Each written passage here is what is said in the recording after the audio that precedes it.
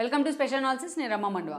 ఈరోజు అనాలిసిస్లో భాగంగా మనం తీసుకోబోతున్న టాపిక్ ఏంటంటే, ఈరోజు బైరెడ్డి రాజశేఖర్ రెడ్డి తిరిగి టీడీపీ వైపు వచ్చే ప్రయత్నం చేస్తున్నారా అంటే అవుననే చెప్పాలి.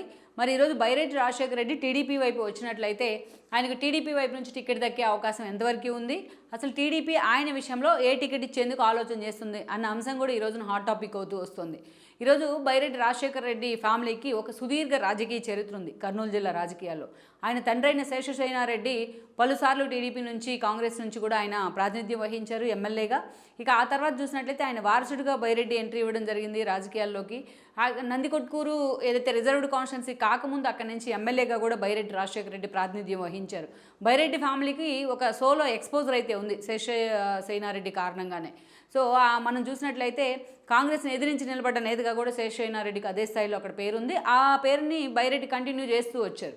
అయితే నందికొట్కూరు నుంచి ఆయన ఎమ్మెల్యే అయిన తర్వాత నందికొట్కూరు 2004లో 4 పరిణామాల తర్వాత అది రిజర్వ్డ్ కాన్స్టిట్యున్సీగా మారింది. అక్కడి నుంచి పాణ్యంని ఆయన రిప్రజెంట్ చేస్తూ వచ్చారు. అయితే పాణ్యం నుంచి గౌరు చరితారెడ్డి చేతిలో ఆయన ఓడిపోవడం జరిగింది. అప్పటి నుంచి కూడా ఆయన టీడీపీలో పూర్తిగా ఓటమి పాలయ్యాక ఇనాక్టివ్ అయ్యారు. బట్ ఇదే సమయంలో మనం చూసినట్లయితే ఆ తర్వాత రోజుల్లో తెలంగాణ ఉద్యమం పోటాపోటీగా సమైక్యాంధ్ర ఉద్యమాలు తెర మీదకి వచ్చాయి. ఇదే సమయంలో రాయలసీమకు ప్రత్యేక హోదా ఇవ్వాలంటూ కూడా బైరెడ్డి రాయలసీమ పరిరక్షణ సమితి పేరుతో ఆయన తెర మీదకి వచ్చారు. ఆ రోజున అనేక ఇష్యూస్ని ఆవేదికగా ఆయన మాట్లాడుతూ వచ్చారు. అయితే దాన్ని అదే స్థాయిలో రాయలసీమ పరిరక్షణ సమితి అదే స్థాయిలో ఒక ఎక్స్పోజర్ ఇచ్చే ప్రయత్నం చేసినా ఆయన అనుకున్న ఆశయాలను కానీ ఆయన అనుకున్న ఫలితాలను కానీ ఆ వేదిక సాధించలేకపోయిందని అనుకోవాలి. సో అందుకనే బైరెడ్డి పూర్తిగా అక్కడి నుంచి కూడా డిఫేమ్ అవుతూ వచ్చారు. కర్నూలు జిల్లా రాజకీయాల్లో ఏదైతే ఒక దశలో పూర్తి స్థాయిలో చక్రం తిప్పిన బైరెడ్డి రాజశేఖర రెడ్డి లాంటి వాళ్ళు ఆ తర్వాత రోజుల్లో కర్నూలు జిల్లా రాజకీయాల్లో అసలు బైరెడ్డి ఎక్కడా అనుకునే దశకు ఆయన రావడం జరిగింది. ఎందుకంటే టీడీపీని వీడి బయటకు వచ్చిన తీరు కానీ ఆ తర్వాత ఆయన తీసుకున్న కొన్ని నిర్ణయాలు కానీ అదే స్థాయిలో అందుకు కారణమయ్యాయి. ఇక గౌరు చరిత్ర లాంటి వాళ్ళు కూడా తర్వాత రోజుల్లో టీడీపీకి రావడం, వైసీపీ నుంచి గెలిచి ఆ తర్వాత రోజుల్లో టీడీపీ వెంట నడవడం కూడా అక్కడ బైరెడ్డి డిఫేమ్ కావడానికి ఇంకొక కారణమని మనం చెప్పుకోవాలి. అయితే బైరెడ్డి అన్న కొడుకైన సిద్ధార్థ రెడ్డి లాంటి వాళ్ళు ఏదైతే నందికొట్కూరులో తాను పూర్తి స్థాయిలో అక్కడ ఎమ్మెల్యే ఆర్డర్ ఉంటే అక్కడ తానే అనఫిషియల్ ఎమ్మెల్యేగా వ్యవహరిస్తూ అదే స్థాయిలో ఈరోజు ఆర్డర్కి కూడా టికెట్ లేని పరిస్థితిని ఆయన తీసుకొచ్చారని అనుకోవాలి. ఎప్పుడు కూడా వివాదాలకు కేటర్ ఆఫ్ అడ్రస్గా మారిన చరిత్ర కూడా బైరెడ్డి సిద్ధార్థ రెడ్డికి ఉంది. ఈరోజు శాప్ చైర్మన్గా కూడా ఉన్నారు ఆయన. సో ఇక్కడ చూసినట్లయితే ఈ రోజున మధ్యలో ఆయన బీజేపీకి కూడా వెళ్ళున్నారు. బీజేపీలో కూడా తాను అనుకున్న అంచనాలు అయితే బైరెడ్డి అందుకోలేకపోయారు అనుకోవాలి. అటు రాజకీయంగా కూడా ఆయనకు అంత ఎక్స్పోజర్ రాలేదని అనుకోవాలి. సో అలాంటి సిచ్యువేషన్ నుంచి ఈ రోజున తీరా ఎన్నికల సమయంలో బైరెడ్డి తిరిగి మళ్ళీ తన సొంత గూటికి వచ్చేందుకు ప్రయత్నం చేస్తున్నారని కూడా చెప్తూ ఉన్నారు. ఈ రోజున బైరెడ్డి రాజశేఖర రెడ్డి త్వరలోనే పూర్తి స్థాయిలో టీడీపీ జెండా కప్పుకోబోతున్నారని అయితే ఆయన అనుచరులు చెప్తూ ఉన్నారు. ఆ దిశగా ఆయన ప్రయత్నం కూడా చేస్తూ ఉన్నారు. తన కూతురు తనకి టికెట్ ఇవ్వాలనే ఒక డిమాండ్తో పాటు తన కూతురు శబరికి టికెట్ ఇవ్వాలనే డిమాండ్ కూడా బైరెడ్డి చంద్రబాబు నాయుడు ముందు ఉంచారని కూడా చర్చ జరుగుతోంది. అయితే ఎక్కడో ఒక స్థానం నుంచి వాళ్ళిద్దరిలో ఎవరో ఒకరిని అకామిడేట్ చేసేందుకు కూడా చంద్రబాబు నాయుడు ఈరోజు సిద్ధంగా ఉన్నారని చెప్తున్నారు.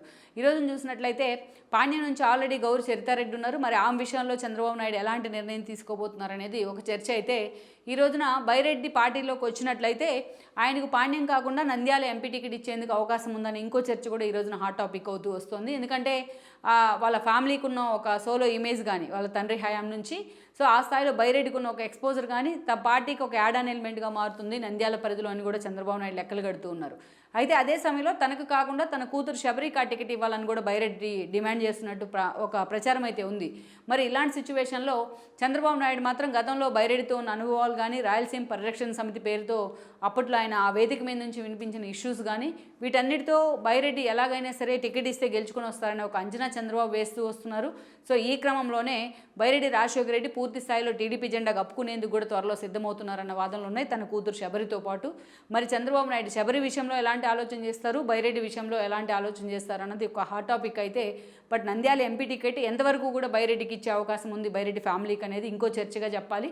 మరి ఇప్పుడున్న పరిస్థితుల్లో ఈ రోజున నంద్యాల నుంచి ఆల్రెడీ గతంలో పోటీ చేసిన శివానంద రెడ్డి లాంటి వాళ్ళు ఉన్నారు.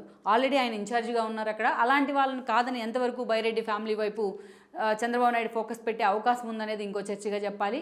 మరి ఈరోజు పాణ్యం టికెట్ ఒకవేళ అది కాకుండా పాణ్యం టికెట్ను బైరెడ్డి కోరినట్లయితే చంద్రబాబు నాయుడు ఎంతవరకు ఈ విషయంలో కన్విన్స్ అయ్యే అవకాశం ఉందనే అంశం కూడా మరో హాట్ టాపిక్గా మారుతోంది.